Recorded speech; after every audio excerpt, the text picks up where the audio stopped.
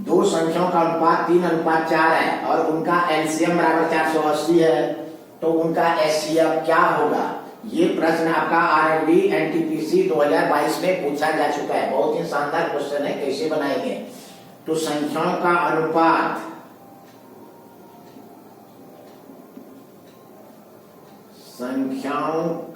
अनुपात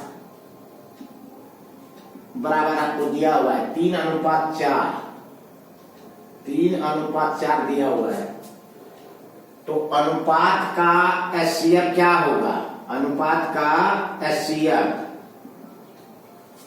तो याद रखिएगा कि अनुपात 3 और 4 दिया हुआ है, तो 3 और 4 का जो एचसीएफ होगा वो होगा आपका 1।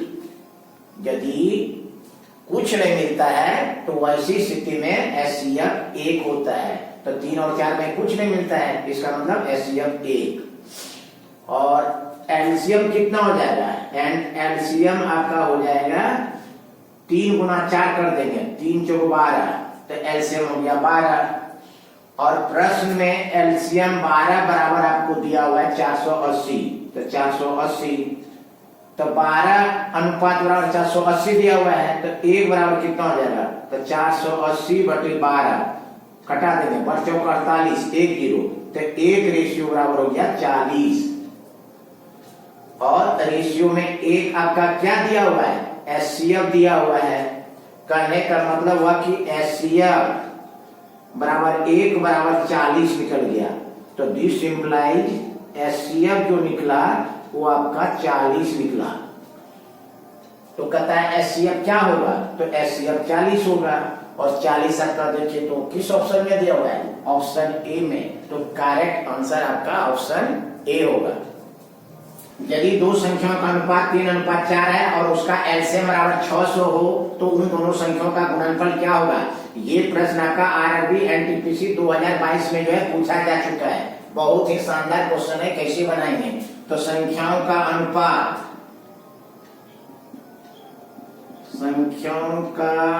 अनुपात आपको दिया हुआ है 3:4, तो 3:4 का जो है एचसीएफ निकाल लेंगे। तो 3:4 का एचसीएफ कितना निकलेगा? 1। एंड एलसीएम 3:4 का एलसीएम कितना निकलेगा? 3 चौक 12, 12। और प्रश्न में एलसीएम दिया हुआ है आपको 600, अर्थात क्या हो गया?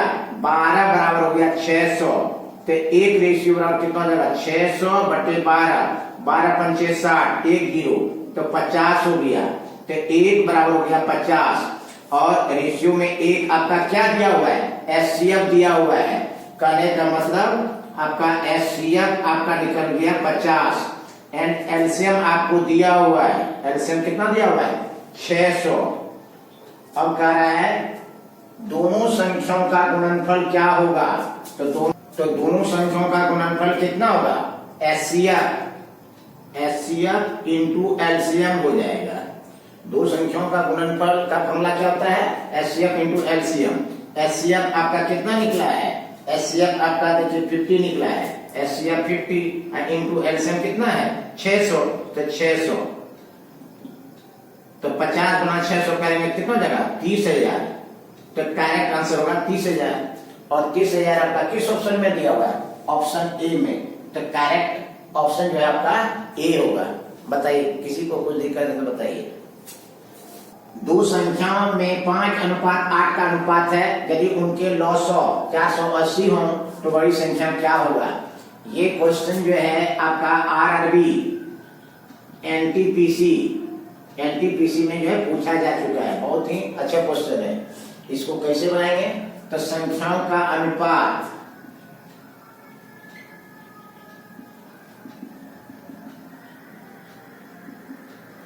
बराबर दिया हुआ है 5:8। तो अनुपात का आपका लॉसो निकाल लेंगे। तो अनुपात का लॉसो एलसीएम निकाल लेंगे। तो अनुपात दिया हुआ है 5:8, तो 5:8 का एलसीएम कितना हो जाएगा? 5 गुना 8 कर देंगे, 8 पंचे 40। लेकिन प्रश्न में आपको एलसीएम दिया हुआ है 480। तो कहने का मतलब हो गया कि 40 बराबर हो गया 480।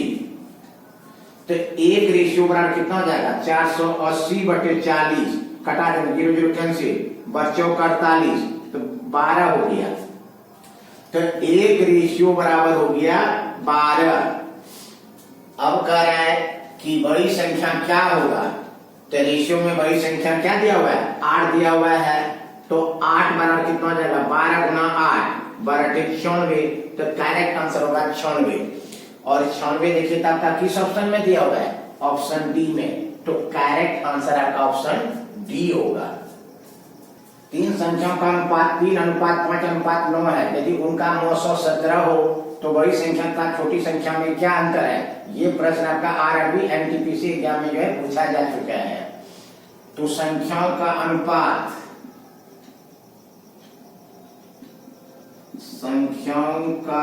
अनुपात बराबर 3:5:9 दिया हुआ है। तो अनुपात का एचसीएफ 900 निकाल लेंगे। तो 3, 5, 9 का 900 कितना निकलेगा? 1 निकलेगा। अब प्रश्न में एचसीएफ आपको दिया हुआ है, कितना दिया हुआ है? 17 दिया हुआ है, अर्थात 1 बराबर हो गया 17। अब कह रहा है बड़ी संख्या तथा छोटी संख्या में क्या अंतर है? तो बड़ी संख्या और छोटी संख्या में क्या अंतर है? तो 9 में 3 घटा देंगे 6। तो 1 बराबर 17। तो 6 बराबर कितना हो जाएगा? 17 गुना 6, 17 6 के 102। तो करेक्ट आंसर होगा 102। और 102 देखिए तो आपका किस ऑप्शन में है? ऑप्शन ए में। तो करेक्ट आंसर आपका ऑप्शन ए हो जाएगा। 4/7, 16/21, 8/7, 12/35 का एलसीएम क्या होगा? लॉसो क्या होगा? तो भिन्नों का लॉसो कैसे ज्ञात करते हैं? तो भिन्नों का लॉसो बराबर होता है आपको अंश का जो है, अंश का लॉसो और हर का जो है मोसो निकाल लेते हैं। अंश का लॉसो याद रखिएगा, भिन्नों का लॉसो कैसे निकालते हैं? तो अंश वाले का लॉसो और हर वाले का मोसो निकालते हैं। तो अंश क्या क्या दिया हुआ है? 4, 16, 8, 12। 4, 16, 8, 12, 4, 16, 8, 12। आपको अंश क्या दिया हुआ है? 4, 16, 8, 12, 4, 16, 8, 12। तो लॉसो कैसे निकालते हैं? थोड़ा सा देखिए इसको। तो 4, 16, 8, 12 में सबसे बड़ी संख्या है 16। तो 16 जो है सबसे कटना चाहिए। तो 4 से कट रहा है, 4 से 16, 16 कम 16, 8 गुना 16, 12 से नहीं कटेगा। तो 16 लॉसो नहीं होगा। अब बड़ी संख्या का 2 टाइम्स कर देंगे, 16 गुना 32 लेंगे। तो 4 से 32 और 16 से क्या 32 कटेगा? 16 गुना 32, 8 से 32, 12 से नहीं कटेगा, ये भी लॉसो नहीं होगा। अब 3 टाइम्स कर देंगे, 16 का 3 टाइम्स, 16 के 48। तो 48 जो है सबसे कट जाएगा। 4 से कटेगा बच्चों का 48, 16 से कटेगा 16 के 48, 8 से कटेगा 8 के 48, 12 से कटेगा बच्चों का 48। कहने मतलब 48 जो है सबसे कट जाएगा। तो ऐसी संख्या, ऐसी छोटी संख्या लेंगे जो सबसे कट जाए, वो होता है लॉसो। तो लॉसो जो हो गया आपका 4, 16, 8, 12 का लॉसो आपका निकला 48। तो भिन्नों का लॉसो जो होता है अंश का लॉसो बटे हर का लॉसो। तो आपको अंश का जो लॉसो निकला वो 48 है। 48 आपका किस ऑप्शन में दिया हुआ है? ऑप्शन बी में। तो करेक्ट आंसर होगा बी, 48/7। 48 देखिए आपका किसी में नहीं दिया है, 46 दिया हुआ, 56 दिया हुआ, 96 दिया हुआ है। 48 सिर्फ आपका किस ऑप्शन में दिया हुआ है? ऑप्शन बी में। तो करेक्ट आंसर आपका ऑप्शन बी होगा। वैसे देख लीजिए 7, 21, 7, 35 का मोसो जो निकलेगा 7 निकलेगा। तो आंसर जो होगा 48/7। करेक्ट आंसर होगा 48/7। किस ऑप्शन में दिया हुआ है? ऑप्शन बी में। तो करेक्ट आंसर आपका क्या होगा? बी होगा। 6/10, 3/15, 1/20, 6/35 का मोसो क्या होगा? बहुत ही शानदार क्वेश्चन है। इसको कैसे बनाएंगे? तो भिन्नों का मौसो बराबर जो होता है वो होता है अंश का 900, अंश का 900 अब बटे हर का लोसो, हर का लोसो।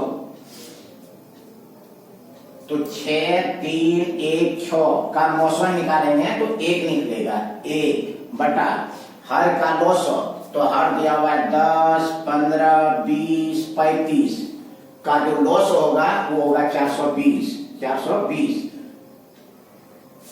अगर 10 15 20 35 का लॉसो निकालेंगे तो लॉसो जो निकालेंगे वो निकलेगा 420, निकाल करके देख लीजिए, लॉसो निकलेगा 420। तो अंश का लॉसो निकला 1, हर का लॉसो निकला 420, तो 1 बटे 420 किस ऑप्शन में दिया हुआ है? ऑप्शन ए में। तो यदि वीडियो अच्छा लगा तो इसे लाइक और शेयर कर दिए, साथ ही सब्सक्राइब करना मत भूलें। Thank you very much.